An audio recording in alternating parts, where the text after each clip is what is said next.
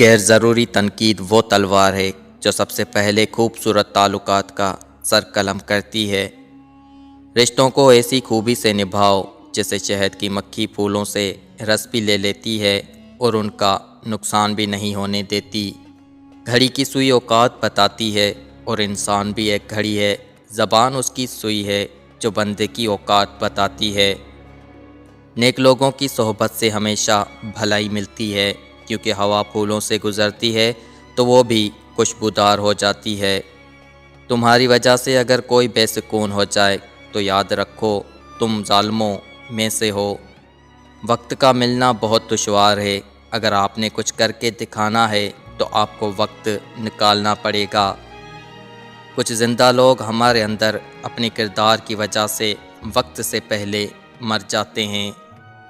طاقتور کا نقصان نہ کیجیے، وہ آپ کی دنیا خطرے میں ڈال دے گا۔ کمزور کا نقصان نہ کیجیے، وہ آپ کی آخرت کو خطرے میں ڈال دے گا۔ کٹھن راستے اکثر خوبصورت منزل تک لے جاتے ہیں۔ مطلبی رشتے کوئلے کی مانند ہوتے ہیں، گرم ہو تو ہاتھ چلاتے ہیں، ٹھنڈے ہو تو ہاتھ کالے کر دیتے ہیں۔ منزل نہ ملے تب تک ہمت نہ ہارو اور نہ ہی ٹھہرو، کیونکہ پہاڑ سے نکلنے والی نہروں نے آج تک راستے میں کسی سے نہیں پوچھا کہ سمندر کتنی دور ہے۔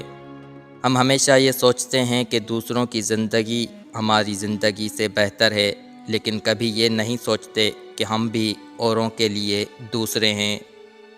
بہت سوچ سمجھ کر اپنوں سے روٹھا کرو، آج کل منانے کا رواج ختم ہو گیا ہے۔ مرد کی دی گئی عزت ہی محبت ہوتی ہے۔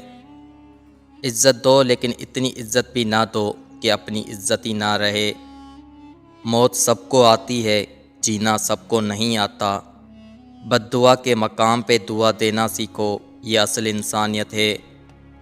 وہ شخص کامیاب نہیں ہو پاتا جس میں ناکامی کا خوف کامیابی کی چاہت سے زیادہ ہو۔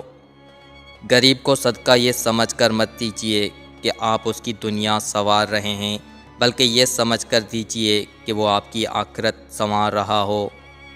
جب کسی نے آپ کو چھوڑنا ہوگا تو سب سے پہلے اس کے بولنے کا انداز بدل جائے گا۔ نرم دل لوگ بے وقوف نہیں ہوتے، وہ جانتے ہیں کہ لوگ ان کے ساتھ کیا کھیل کھیل رہے ہیں، لیکن پھر بھی وہ نظر انداز کرتے ہیں کیونکہ ان کے پاس ایک خوبصورت دل ہوتا ہے۔